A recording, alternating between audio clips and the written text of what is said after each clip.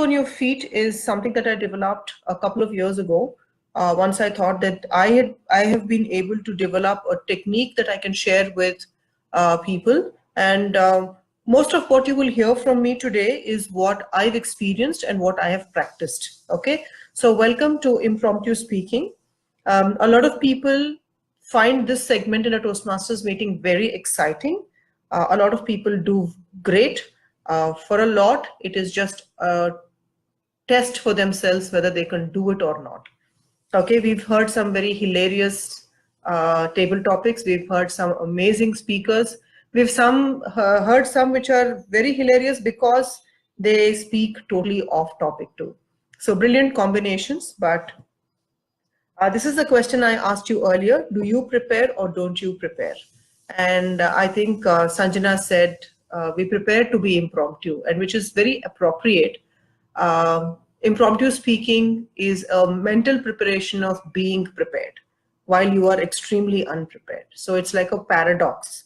And if you want to know the meaning of paradox, wait for the session to end and Anant will tell you what it is. So what I did is, over a period of time, I understood that different people use different kinds of techniques. And what you see are some that you can apply anywhere and everywhere. But today, since we're talking about contests, most contests, if you see, have that 2.5 minute bandwidth for you to make complete sense. And I feel that these two techniques, which are in bold here, are the most common or most usable techniques in a typical table topic. Okay, my all-time favorite is point, example, point, where what I do is very simply I pick up a table topic and I bring out an example, an anecdote, an experience, a story to establish the meaning or the essence of that table topic. And I close the table topic by making an attempt at making it relevant to the audience. All right. The second technique is sequential. For example, if someone says, if the topic is given to me saying that education in India is totally pointless, I will first either choose to agree or disagree with the statement, and then I will give 3 reasons why I either agree or I disagree with the statement. Or if I have to use something called past, present, future, and someone says education in India is completely pointless, I will say, in the past, if you had asked me this in the 1970s, I'd probably say you're absolutely wrong. Because I think education those days was a serious affair, and institutions were lesser, they were more focused, and they had an objective. If you talk about today, I'll say partially I agree with you, because we do have a lot of institutions that have turned commercial, and which is why the focus has shifted. And sometimes in some schools, it does look like they're doing a pointless job. How does the future look for education in India? And I think we are now focusing, going back to some schools which are Gurukul model, which focus on the strengths of a student. And if all of our schools were to adapt that, I think the future for education looks very bright. So it's not as pointless as we think it is. So what did I do just now? I picked the same topic and I did past, present, and future. Now, agree, disagree. You could blend all of these. You could do a point, example, point, and you can give 3 examples of the same thing, which is what I did. Now, what is the beauty about all this is you can blend them and you can use them however you want. But you really have to understand that for every topic that you have, if you do not have an example, you will run into the risk of theory. Now, what is theory? I have exposure to WhatsApp messages. I have exposure to probably news items that I read from paper or Google or articles or whatever. But I have knowledge in the area. I can speak about it.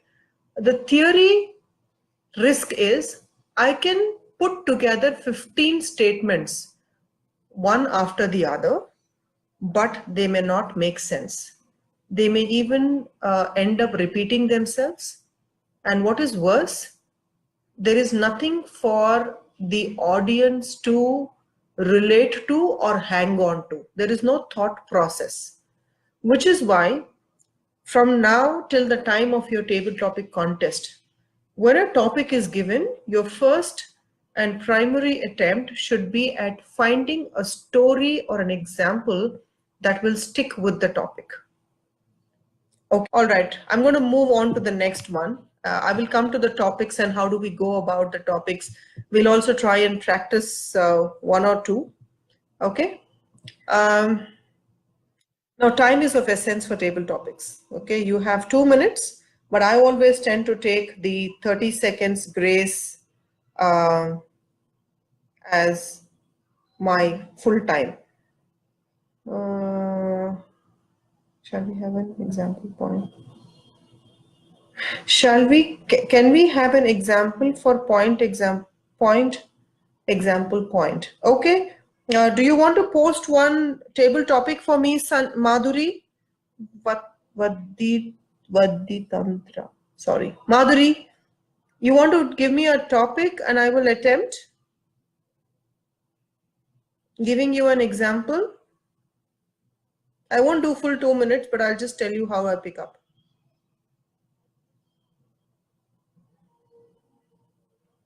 Okay, while I get that question, I will continue with the slide on the screen. Time. I take 2 minutes, 30 seconds. I don't take the entire time. My aim as a table topic speaker is always to start finishing my table topic when the yellow card comes out, because at no point in time do I want to be disqualified. Okay, so you open it. So one of the things that I never do in a table topic is I never repeat the topic after the topic master gives it to me. Never. All right. I listen carefully. I absorb the topic. And in the next 5-7 seconds, I am trying to pick an example or a story that will fit the topic. And I've never repeated the topic. Maybe in a club meeting, I might do it, but in a contest, I avoid it. Now, I avoid it for 2 reasons. One, there is no point in repeating it because the audience has already heard the topic from the topics master. The second reason I do not repeat it is because it saves me one line. The moment I open my mouth, I know the timer will start the time. So which means I have that much lesser content to speak about my topic. So I don't repeat my topic. Traditionally, if you've noticed, many speakers speak. So I'll talk about myself. I'm sorry, I said many speakers. I launch directly into the topic. So for example, if you give me something like I told earlier, education is pointless in India. Education in India is pointless, something like that. I will not say education in India is pointless. I agree with it. I don't do all this. I agree, disagree, nothing. I will launch straight into it and I say, if I were in the 1970s and you asked me this question, I've already started my topic. Okay, so that's my style.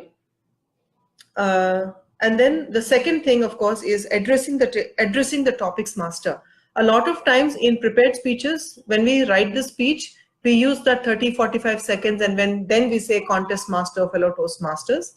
In table topics, you're already so hyper about doing a good job that you'll forget to address the topics master. So as a habit, address the topics master first and be done with it. Let the man go and sit down. So topics master, blah, blah, blah, blah, blah, and then you launch into the topic. Okay, these two I've done. And then I do about 30 seconds of, I don't have an opening as such because I don't do the conventional repeat of the topic and all that. But my only goal is I finish my story by the time the yellow card comes up. And the moment I see the yellow, I do the next 30 to 40 seconds. I try and relate the topic to the audience in the room. Okay. So if I go back to the education is pointless in India topic, okay, I would have said 1970s, present and future. I would have said these 3 things. And I will tell the audience, the next time we talk about our children going out of the country, I think we should look at redesigning the future for our children and not look at it as something that is pointless. And I will just leave the audience there and I will hand over the stage to the contest master. Okay, I'm going to pause here to go back to Madhuri's topic. Madhuri's topic, for me to give you an example on don't cry on spilt milk. Don't cry on spilt milk. Wow. Okay. All right. Okay. So the topic is given to me, Toastmaster Prathima, don't cry on spilt milk. Is it don't cry on? I think it's don't cry over spilt milk. Over spilt milk, don't cry over spilt milk, Toastmaster Prathima. So I usually take this 5-7 seconds. I never start the topic immediately. I pause, I decide. And in these 5 seconds, 7 seconds, I am now recollecting which example to choose. Okay, so I say contest master, fellow Toastmasters and guests. The year was 1997. It was my first ever ride on my dad's kinetic Honda. It was fairly new, and I remember him being extremely possessive about it. And he would only give it to me when he's absolutely assured that I'm not going too far or I'm not going to be parking it in a very crowded spot. So I was going for a movie, and I would never ride double, so I took the bike. But as luck would have it, this happens like Murphy's Law, as luck would have it, another two-wheeler came and rammed into me. I fell down and hurt myself, and forget about hurting myself, I hurt the bike. Okay. Now, what did I just do? I'm going to come to this. I hope nobody is timing me. I'm trying to help you understand how I dealt with this. So I picked a topic that will allow me to move into something that I did which will cause regret. So what is the meaning of don't cry over spilt milk? Is when something has happened, it has happened. There is no point regretting it or ruminating over it. Instead, you will either have to do something about it or come clean about it. So this story that I just launched into, if I continue to speak, will go into a point where I lied to my dad, and and then it turns out that my dad said, you know what, what's over is over. Next time, don't do this. Don't lie to me. Come clean about it. And I'd appreciate that more than anything else. So don't cry over spilt milk. So what just happened in the 5 seconds, okay, which is a big lesson for a lot of table topic speakers, is when a topic is given to us, we are a little, stage management or our anxiety on the stage is much higher than what we think it is. If we don't listen well in table topics, what happens is you don't interpret it well. If you don't interpret it well, you don't deal with the topic well. Now, don't cry over spilt milk. If I give it to a different person, that person might understand the topic differently and deal with the topic differently.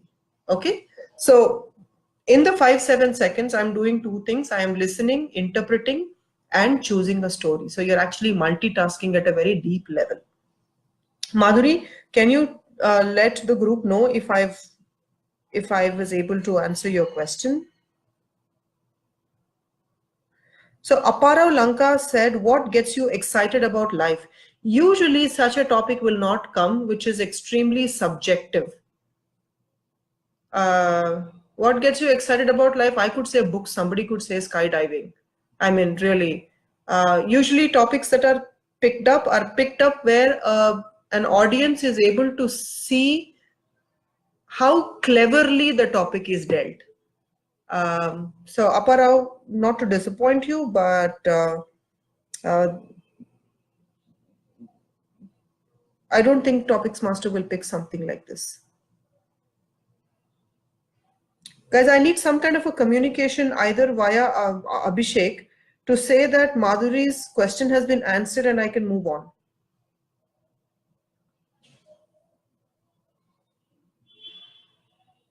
Okay, thank you, Prathima. Thank you.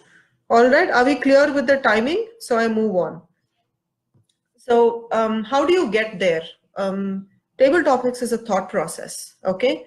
What I do is I read anything and everything, okay? From Panchatantra to PG Woodhouse. If I pick up a small incident within a book and I think this is going to be relevant somewhere in some topic, I tend to read it twice over and absorb it. Jokes, for example, then stories people tell in the office, things people discuss around a lunch table, all of these become topics for content for a table topic. Okay. Observation, happenings around you, everyday stuff that you think you can build on, right? I recently went on a 2-day trip to Nasik. It was actually a 1-day trip, but the train timing was so awful that it looked like I was away for 3 days. So 3-day trip, and I picked up so many stories while I was just sitting at a cafe and eating. It was a solo trip. I didn't have anybody to talk to or anything like that. So I spent all my time observing people. So each time I would look, I saw somebody do something that I said, oh, if I was given a topic on this, this is what I would talk about. So what I did as I watched everything happening around me is I do something called registering. The word I give it is, I call it the working memory. Okay, my memory is constantly on the job of identifying things that I can later convert into a story and have a conversation with somebody about. So that's how I operate, and it works very well. Quotes. Well, I put it here because a lot of people use it. I'm not a big fan. I never can think of a quote for a table topic. I've never done it and I don't see myself doing it, but I put it there, like I said, because a lot of people do it. But the flip side of this is, or the trap is, you have to be mindful of not using a quote for a quote. For example, if your table topic itself is time and tide wait for none, you don't want to pick up another quote over it and say, time and tide wait for none. This reminds me of, I don't know, don't cry over spilt milk. I don't know. So you don't want to use one quote to talk about another quote. Okay. If a random topic is given and you can use a quote either to open it or close it, go ahead, knock yourself out. But otherwise not. Okay. Um, How to say it? Look at my first point. I already addressed this. Repeat the topic in your head, not outside. If you say it loud, your time will start. You have 7 to 10 seconds to, well, 7 seconds, I'd say, to think of the topic and the opening lines. Now, the last point that I want to highlight here is a table topic is a mini speech. So your speech also, your table topic also must have a storyline and a good closing. Okay. If you're using a sequential technique, please use transitions well. You say the first thing I want to talk about, or the second point is, and the third and the final point is. That's how it works. Killa, if you are right, am I wrong? If you are right, am I wrong? Toastmaster Santosh.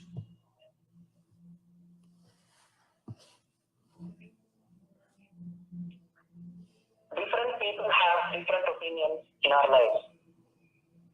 Contested, fellow Toastmasters and my dear guests. One day, when I was going on the road, I could see someone blindly going there and hitting people without even observing whether they are crossing the road or whether they are going in other directions. I thought that that person who was going blindly was completely wrong. I went to him, I stopped him, and I started confronting him. Hey, mister, why are you doing such things?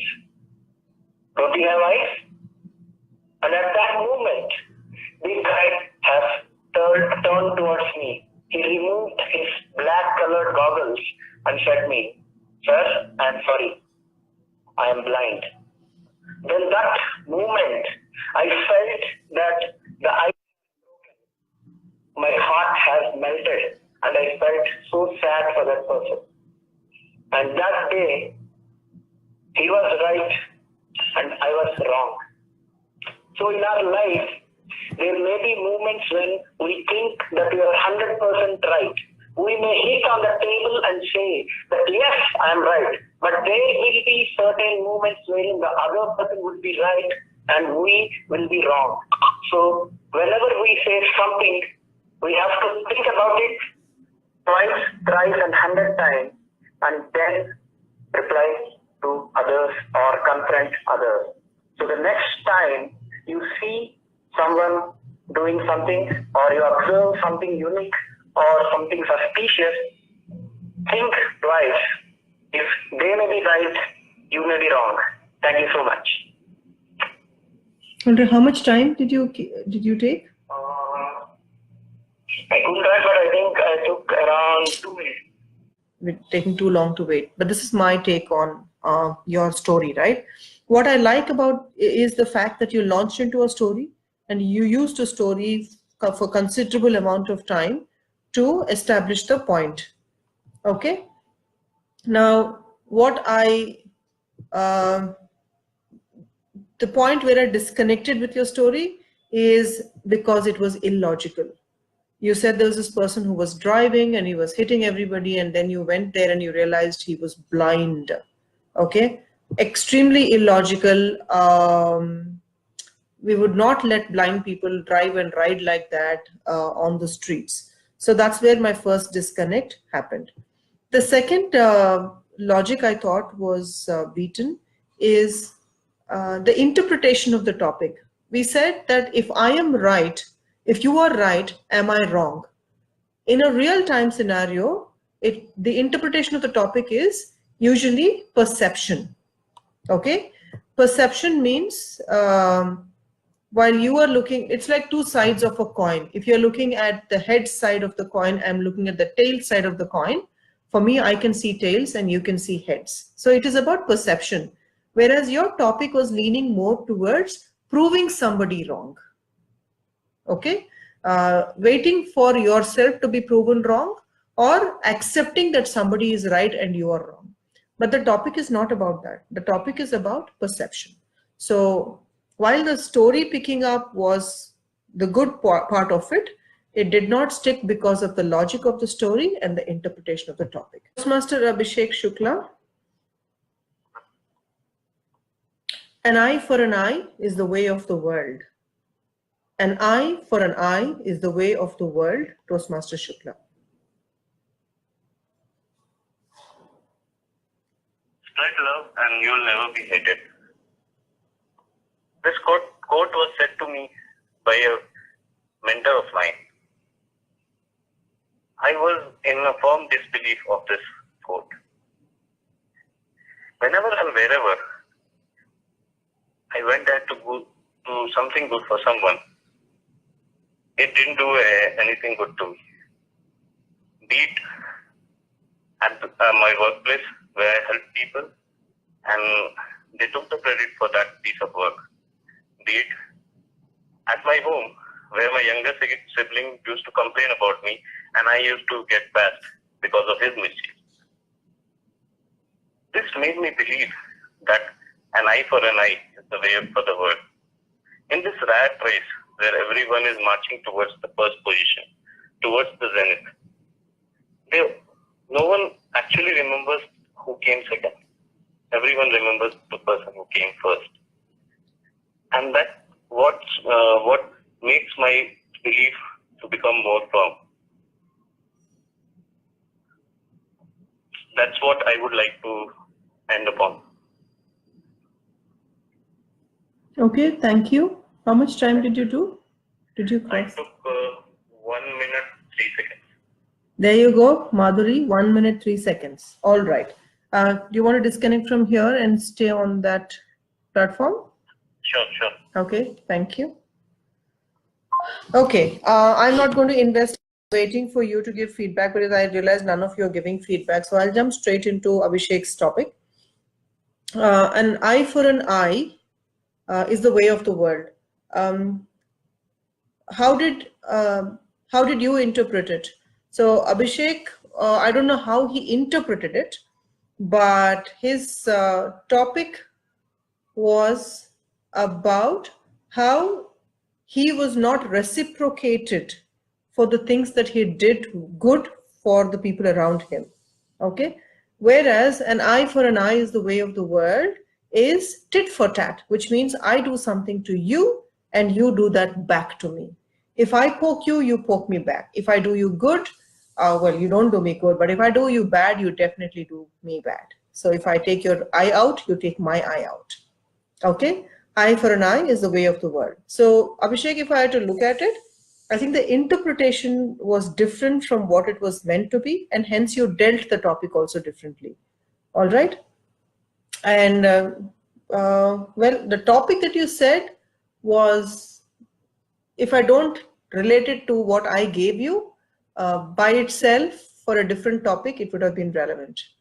For example, you being hurt because people don't reciprocate what you give them. So what goes around does not come around for you, but it was not definitely an eye for an eye. All right. No one's calling me. So very quickly, I want to reiterate what we did today. We said that while it is impromptu speaking, we need to be prepared for impromptu. We have to be prepared for impromptu, and that there are techniques that you can practice, use, and the most common are point, example, point, agree, disagree, or maybe sequential, or giving 3 points to establish the essence of the table topic. And the next thing we spoke about is the timing. As much as possible, try to start your conclusion at yellow so you don't get disqualified. Don't go too much into after the red, because then you'll keep wondering whether you got disqualified, and it's torturous to wait for the results. And then we said, how do you get arrive at the table topics is practice what is called working memory. Be observant of the things that are going on around you. Be observant of the stories that people are narrating, things that they are talking about, and register them in your mind, tag them so you're able to use it later.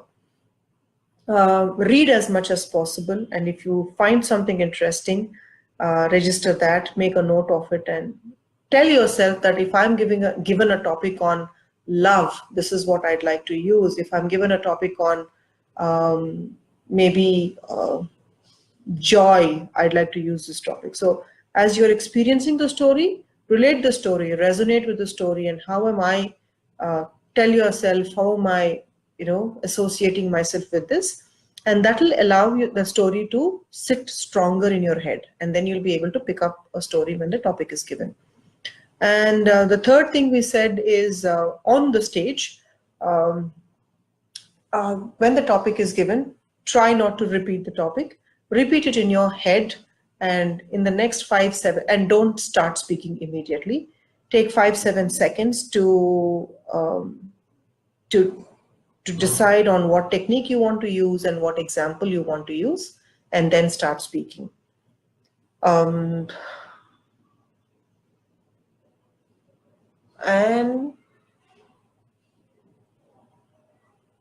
that's about it. And that's all we did today. Okay. Any questions? Tuesday Tuition is saying, thank you, Prathima. Okay, thank you, everybody. I hope this was useful. People are saying thank you, I think. That means we all can go. I can disconnect from my side. All the best to all of you. Have a lovely, lovely contest.